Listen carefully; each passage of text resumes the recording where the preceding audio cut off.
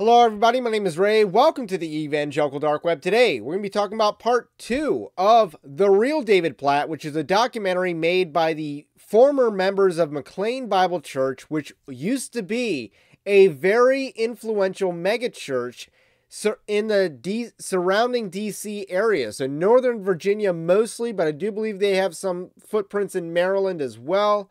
This is a very formerly influential church. It is a church that Donald Trump has stopped by, in which David Platt actually apologized for praying for Donald Trump, actually.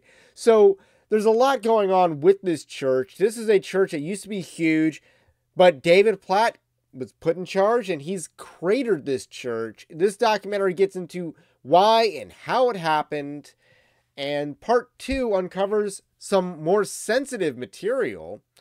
And you would think people like Julie Roys and the Abuse Inc. crowd, like Rachel Den Hollander, Krista Brown, etc., you'd think they would be pouncing on McLean Bible Church for their mishandling of a certain situation that happened under their care. But they do not. This story should be getting a lot more traction. This documentary should be getting a lot more coverage by Christian media, but it is not, and you should pay attention to who is not covering this story. But first, I want you to know Evangelical Dark Web is a Christian news gathering and commentary ministry. Not only are we covering this story, we have been covering this whole story since before the documentary was announced. We've been covering McLean Bible Church, the corruption, how they tried to have their own members arrested, and stuff like that. So we've been covering this the entire time, and you can, that's our Patreon, but we also have a free newsletter. The least you can do is like this channel, or like this video, and subscribe to the channel, to the podcast if you're new. Also check out Winning Not Winsome, my book, linked in the description below.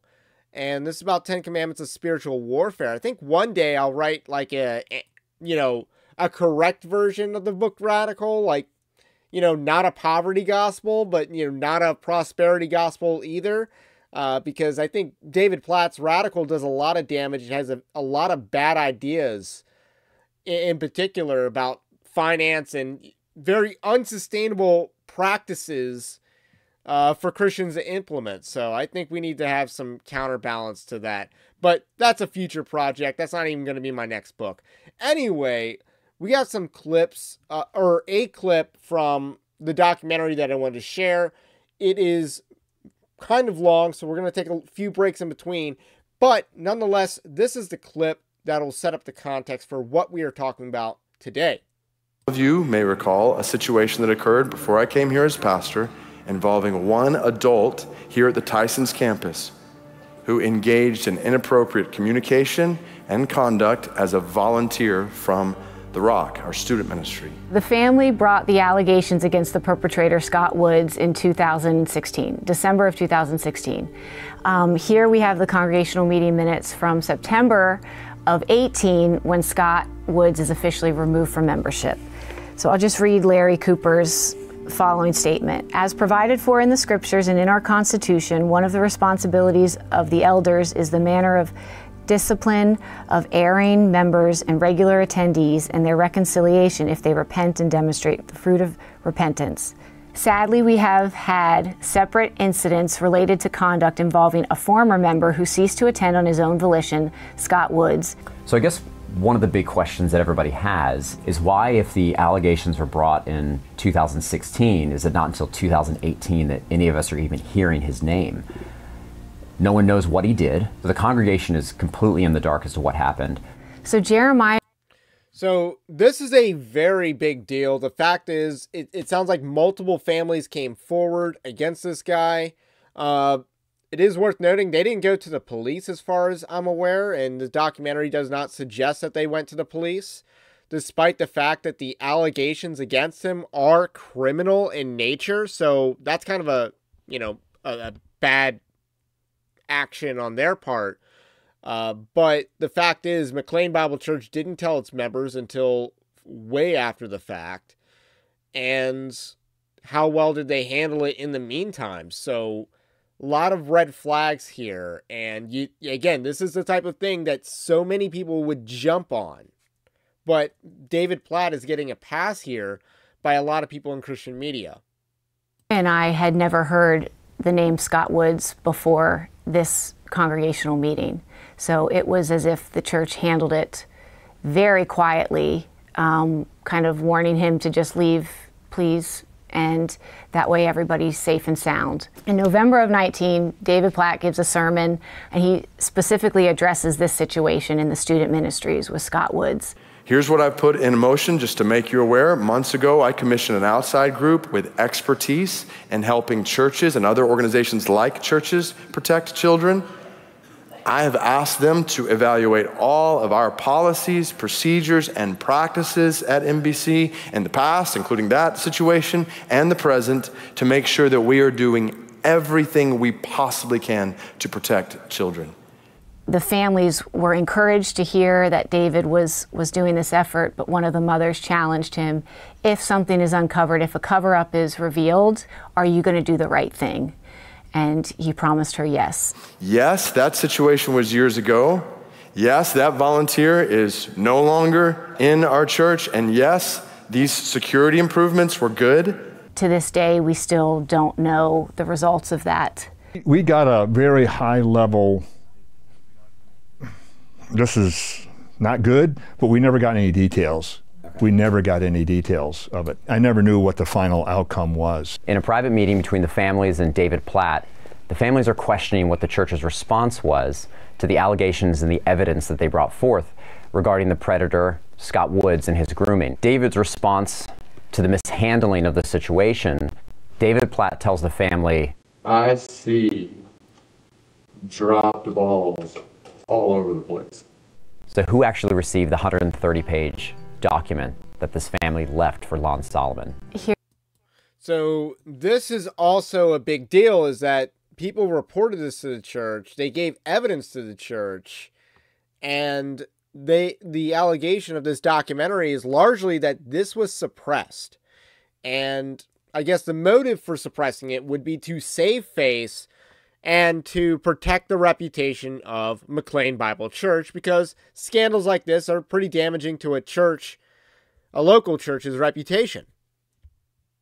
Here's the heartbreaking letter to Lon from an attendee of 22 years. Lon, we left for you at McLean Bible Church a 130-page letter and supporting documents dated July 5th, 2017, providing irrefutable proof of inappropriate sexual and illegal behavior by Scott Woods, a volunteer youth leader at The Rock.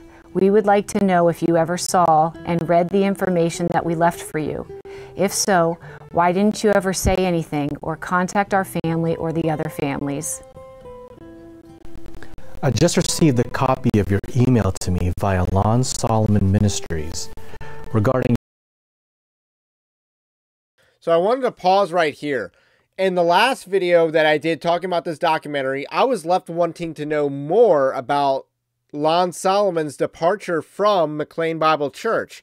We get more details about that in part 2. Now, particularly what was alleged in part 1 was that the split was not amicable. We get a little bit more meat on that bone in this part, especially as Lon Solomon details the year 2017 in this letter. Your son, dated May 20th, 2018. I must confess that I was shocked, saddened, and taken totally by surprise. I had to read it over and over several times to be sure I understood all the things you said in it. I have never received any correspondence of any kind from you or anyone else regarding this situation. I certainly did not receive the 130-page document referenced in your email that you left for me at McLean Bible Church in July 2017. Nor was I ever informed by anyone at MBC about your situation or that it even existed. Your email represents the first I have heard about it. By early 2017, I had signed my succession agreement with MBC and had been removed by the elders of MBC from all operational responsibilities.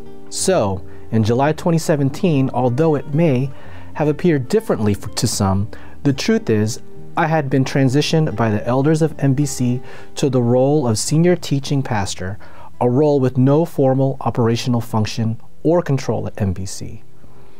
I can assure you that had I been told about your situation or received your letter that you mentioned in your email, I would certainly have contacted you right away.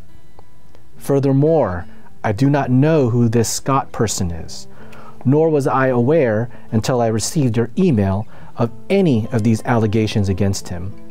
Moreover, I was not a part of, nor did I have any knowledge of, the way this situation has been processed by MBC. So basically, Lon Solomon is saying, I was getting forced out in the process, so I didn't know about this. And I guess that's believable given what we know about the situation, given how much the elders, it's on email, how much they were willing to lie to him about, little things like the Southern Baptist Convention. Why wouldn't they lie to him about bigger things like, a youth volunteer grooming children or getting touchy-feely or anything like that? So that part was very interesting to me. These people left Lon Solomon documents. Again, why didn't they take that to the police? Especially when they alleged that they were criminal in their nature. But that's not really a digression, because that's a very major point. Like, you shouldn't be reporting these things to pastors or schools or right to the police. But anyway, that is huge that they covered this up from a lot of their members. And the idea that they mishandled this is a big deal. It is a big deal. Especially since this guy, Scott Woods, could have just gone on to the next church and did what he did, and there wasn't any public repercussions of his behavior. So that's bad. Another thing to note, this is probably my last point, is about polity. This church polity is pretty important. Obviously, there's a lot of different ways to go about it, but one thing that's clear is, to me, is that a figurehead pastor with no real eldership, authority or obligations and stuff, that is not biblical ecclesiology. They basically had, it's kind of like Steve Lawson at his church, and then, and so Lon Solomon was made to be a puppet teacher, like not really an elder. He's just a speaker, because he's very compelling on a Sunday morning that we just have him be a speaker. And to some degree, David Platt is like that now. He's the lead senior pastor, but how much, is he controlling the behind the scenes inner workings of McLean Bible Church? Or is it Dale Sutherland that's largely in charge of that place? So those are my concluding thoughts within the documentary. Part 2 is very interesting just overall. It talks about finance. It has a DEI cop, arresting or trespassing two of the congregants. Obviously, she knew that the judge would throw out these charges, but then insisted, don't argue law with me and stuff like that, even though you know that a trespassing charge is going to get dismissed. Come on. That is like one of the most dismissible charges out there. And it was in the documentary. So there's a lot of stuff that goes on in part 2. It's a little more scattered in its focus, but it does have some heavy hitting parts like what I just showed in that highlight reel. But again, I recommend all the parts of this documentary. And that's all I got to say about that for now. My name's Ray. This is the Evangelical Dark Web. If you like this content, do also subscribe if you are new. Have a blessed day. Stay based. Christ is King. And we will catch you on the next one.